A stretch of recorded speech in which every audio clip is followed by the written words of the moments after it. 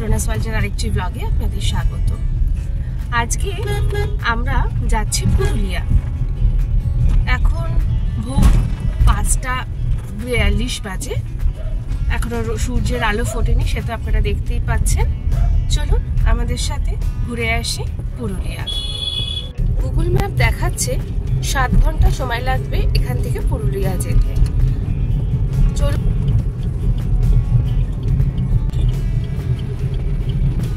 আমরা কোনা থেকে এই বম্বে রোডের দিকে যাচ্ছি, যা বর্তমানে NH16। পড়ে গেলাম NH16 এ। এরপরেই আসবে ধুলাগড় টোল প্লাজা। চলে এসেছি ধুলাগড় টোল প্লাজা। সিঙ্গেল জার্নিতে ছোট গাড়ির চার্জেস 130 টাকা।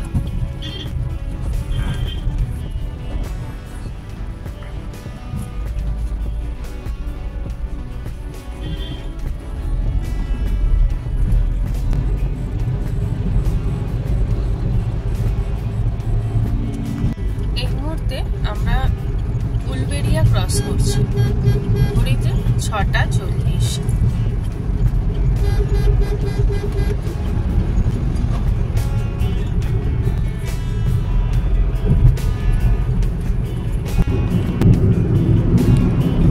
বললাম কোলাঘাট ব্রিজ।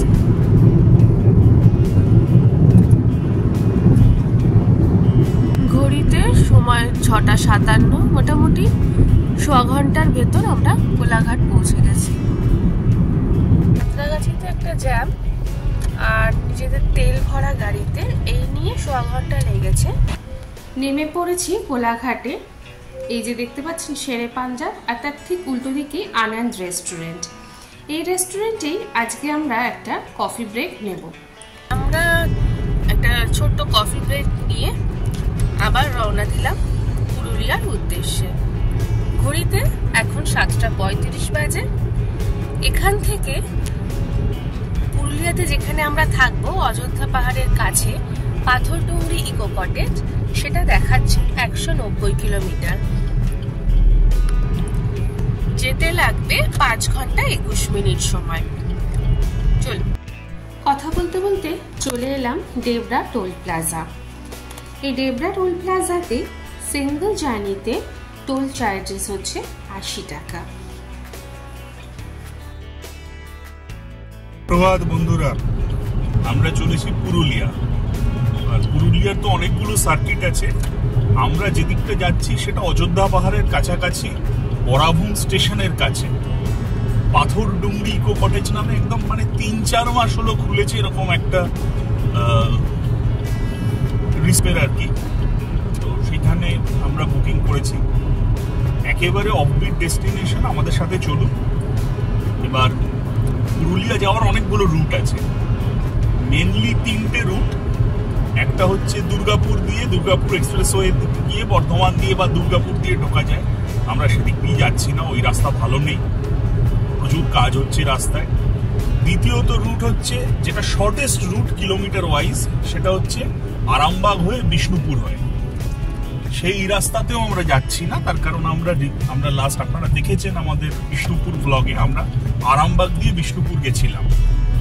রাস্তা একেবারেই ভালো না আমাদের। আর 3 নম্বর রাস্তা হচ্ছে এই NH16, যেটা দিয়ে আমরা কোলাঘাট থেকে ব্রেকফাস্ট করে এখন চলেছি। এই রাস্তায় আমরা আজকে যাব ঝাড়গ্রাম হয়ে, ঝাড়গ্রাম বেলপাহাড়ি হয়ে যাব। সাথে চলুন, খুব সুন্দর রাস্তা। আমরা যেরকম যাব আপনাদের দেখাতে নিয়ে যাব। এই যে দেখতে পাচ্ছেন, এইখান থেকে একটা রাস্তা বাঁ দিকে চলে গেছে আর একটা রাস্তা সোজা গেছে। আমরা এইখান থেকে এই বাঁ দিকের রাস্তাটা নিয়ে এবার যাচ্ছি খড়গপুরের দিকে।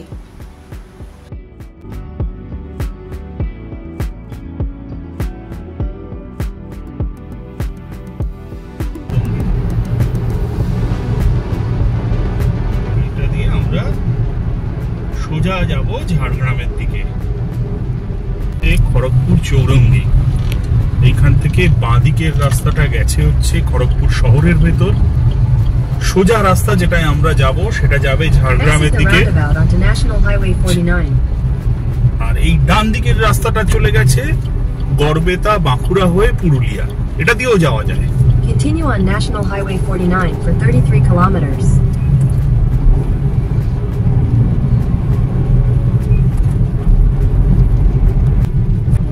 এই মুহূর্তে খড়গপুর শহর ছেড়ে আমরা চলেছি ঝাড়গ্রামের দিকে, আর বাঁ দিক আপনাদের দেখাই জঙ্গল শুরু।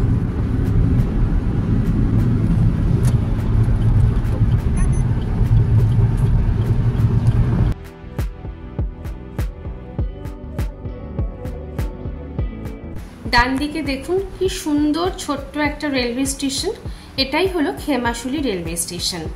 আমাদের ঝাড়গ্রাম ব্লগেও আমরা কিন্তু এই স্টেশনটাকে দেখিয়েছিলাম, যদি সেই ব্লগটা দেখে থাকেন তাহলে দেখেছেন ডেফিনেটলি। পালি ভাষা টোল প্লাজা,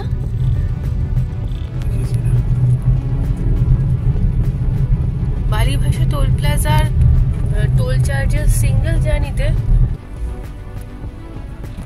90 টাকা।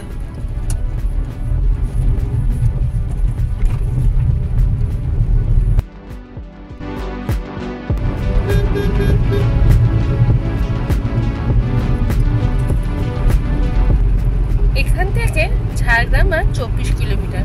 এই যে আমরা প্রায় চলে এসেছি বিখ্যাত লোধাশুলি মোড়ের কাছে। এখান থেকে আমরা ন্যাশনাল হাইওয়ে কে বিদায় জানিয়ে স্টেট হাইওয়ে 5 ধরবো। একটু পরেই একটা ফ্লাইওভার আসবে, সেই ফ্লাইওভারটায় না উঠে বাঁ দিক দিয়ে সার্ভিস রোড ধরে ফ্লাইওভারের তলা দিয়ে আমাদের ডান দিক নিয়ে সোজা ঝাড়গ্রামের দিকে যেতে হবে। তারপর ঝাড়গ্রাম থেকে বেলপাহাড়ি হয়ে পুরুলিয়া। এই যে আমরা এই বাঁ দিকে সার্ভিস রোড ধরে নিচ্ছি, এই সোজা রাস্তাটা চলে যাচ্ছে বহরাগোড়া হয়ে ঘাটশিলা জামশেদপুর পেরিয়ে রাঁচি। এদিকে লোধাশুলি বাজার পড়বে, লোধাশুলি বাজার থেকে বাদিক নিয়ে ওইখানে ফরেস্ট ডেভেলপমেন্টের একটা প্রপার্টি আছে, যে প্রপার্টিটাতে আমরা থেকে গেছি শালবনের ভেতরে। তাও আপনারা কিন্তু কোনোদিন আসলে থাকতে পারেন, অসাধারণ অভিজ্ঞতা একটা। রাস্তা দিয়ে চলে গেছে লোধাশুলি জঙ্গলের দিকে, যে লোধাশুলি জঙ্গলের মাঝে ফরেস্ট ডেভেলপমেন্টের cottage. Continue on National Highway 49 for 6 kilometers.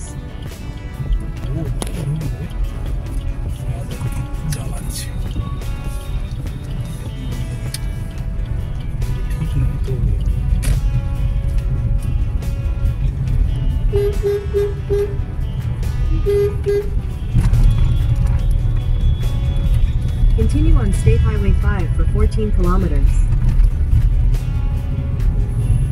আমরা এই মুহূর্তে স্টেট হাইওয়ে 5 দিয়ে চলছি। এখান থেকে পুরুলিয়া যেখানে আমরা থাকবো অযোধ্যা পাহাড়ের কাছে পাথরডুংরি ইকো রিসর্ট, সেটা দেখাচ্ছে 144 কিলোমিটার দূরত্ব, সময় লাগবে প্রায় 4 ঘন্টা। এখানে আপাতত স্টেট হাইওয়ে 5 দিয়ে আমরা 44 কিলোমিটার রাস্তা যাব।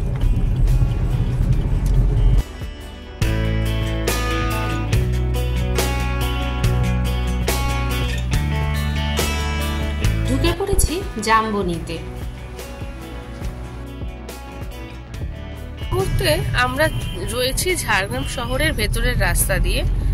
খুব স্বাভাবিকভাবেই সকালবেলা যানজট তো থাকবেই, তো আপনারা যদি এই রাস্তাটা ধরেন, আমাদের যে রুটটা নিয়েছি, তাহলে এই জায়গাটাতে 3-4 কিলোমিটার রাস্তা একটু যানজট পড়বে।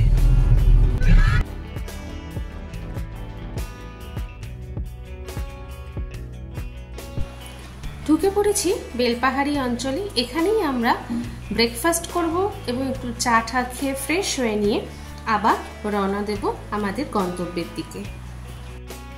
এখান থেকে দেখাচ্ছে 93 কিলোমিটার, আর লাগবে যেতে আমাদের রিসর্টে, সময় লাগাচ্ছে 2.5 ঘন্টা। বেলপাহাড়িতে 10 মিনিটের একটা ব্রেক নিয়ে আমরা এগিয়ে চলেছি এখন পুরুলিয়ার উদ্দেশ্যে। রাস্তাটা খুব সুন্দর। বেলপাহাড়ি মোড় থেকে ডান দিকে ঘুরে যেভাবে রাস্তাটা গেছে সেইভাবেই রাস্তাটা এগোচ্ছে। আমার ওই সময়টা কোনো কারণে ভিডিওটা আসেনি বলে আপনাদেরকে মুখে বলে দিলাম। দেখুন কি অপূর্ব রাস্তাটা।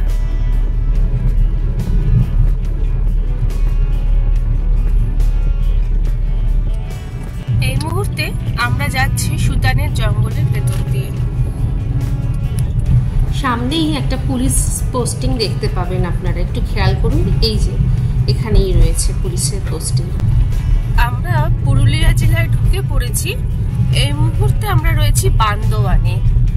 বান্দোয়ান থেকে 51 কিলোমিটার অযোধ্যা পাহাড়ের কাছে, যেখানে আমরা রিসর্টে যাবো। সেটা আরো 1.5 ঘন্টা মতো সময় লাগবে। বান্দোয়ান যে মোড়টা আছে সেখানে একটা রাস্তা চলে গেছে যেটা শহরের ভেতর দিয়ে, আরেকটা বাইপাস। আমাদেরকে ওখানকার লোকাল লোক বললেন যে বাইপাসটা ধরতে, তাহলে জ্যামটা কম পাবো। তো আমরা সেই জন্য বাইপাসটা ধরেছি। আমরা এই মুহূর্তে ঝাড়খণ্ড রাজ্যের ভেতরে ঢুকে পড়লাম। কিছুটা রাস্তা ঝাড়খণ্ডের ভেতর দিয়ে গেছে, আবার আমরা ঢুকে পড়ব পশ্চিমবঙ্গের ভেতর। এই যে ঢুকে পড়েছি আবার পশ্চিমবঙ্গের ভেতর।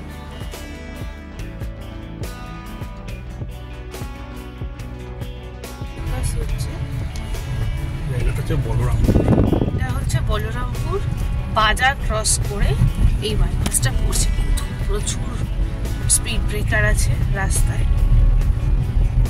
এখান থেকে আর 10 কিলোমিটার আমাদের রিসর্ট দেখাচ্ছে। এখনো হাফ অ্যান আওয়ার সময় লাগবে যেতে। সামনে একটা ভালো মতো জ্যাম আছে। এটা হচ্ছে বাঘমুন্ডি পুরুলিয়া রোড। এই রোডটা দিয়েই কন্টিনিউ করতে হবে 1.5 কিলোমিটার মতো।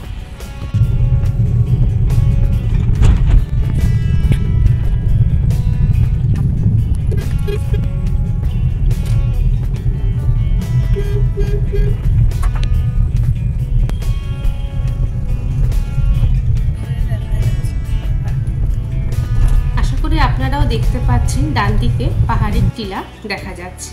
এই যে দেখুন কি অপূর্ব লাগছে না? ল্যান্ডস্কেপটাই মনে হচ্ছে পুরোপুরি চেঞ্জ হয়ে গেছে।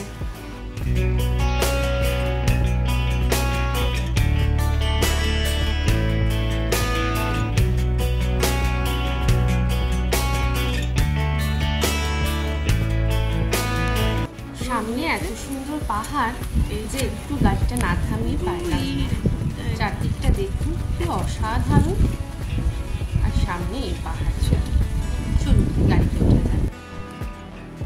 ঢুকে পড়ছি আমরা আমাদের পাথর ইকো রিসর্ট, যা আমাদের গন্তব্য ছিল পুরুলিয়ার। সেখানে দেখুন আমার মেয়ের অবস্থা। এসেই আগে দৌড়ে উঠছে দোলনাতে। চারদিকটা অপূর্ব সুন্দর। একবার দেখুন সামনে এদিকে একটা পাহাড় আছে, ওখানে পরপর 3টে বিল্ডিং, যেখানে প্রতিটা বিল্ডিং এ 6টা করে ঘর রয়েছে। আর এই পাশে আরো একটা পাহাড়। সামনে বেশ অনেকটা খোলা জায়গা, যেখানে অনায়াসে আপনারা গাড়ি এসে রাখতে পারবেন। আমরা এসছি তাদের নিজেরা সবজি রয়েছে, সবজি দিয়েছে। বেগুন, তারপর পাশে আছে ফুলকপি, পালং শাক, বাঁধাকপি, আর ওইটা কি প্রচুর সবজি এখানে রয়েছে।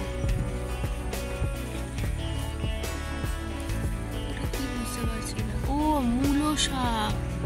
এই যে দেখুন, এই যে সাদাটা, এই যে এটা হচ্ছে মূলো।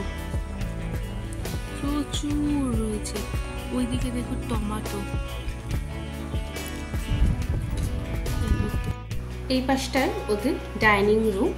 আর এই যে এইটা আমরা যাচ্ছি এখন আমাদের রুমের দিকে। এইটা হলো আমাদের 1.5 দিনের ঠিকানা। চলুন ওপরে যাই।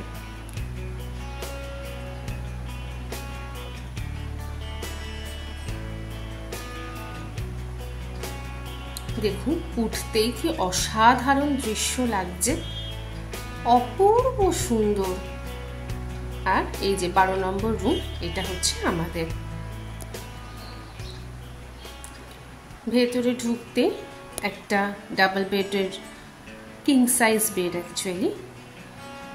সামনে একটা সুন্দর পেন্টিং রয়েছে।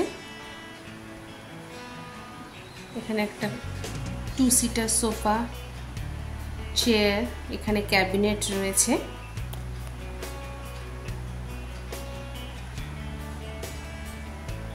আর এই পাশটা রয়েছে বাথরুম।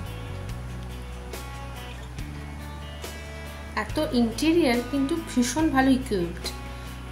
আর এই দিকটা দেখুন, আসল আকর্ষণ, অপূর্ব সুন্দর একটা বারান্দা। দাঁড়ান খুলে ভেতর বাইরে যাই। বারান্দার সামনে আসলেই এই যে দেখুন, পাহাড়টা মনে হচ্ছে একদম কোলের মধ্যে রয়েছে। চারদিকটাতে সুন্দর জঙ্গল। আর বেরিয়ে আসলেই এই পাশটাতে এটা ওদের কিচেন কাম ডাইনিং, আর সামনে আরেকটা পাহাড়ের টিলা।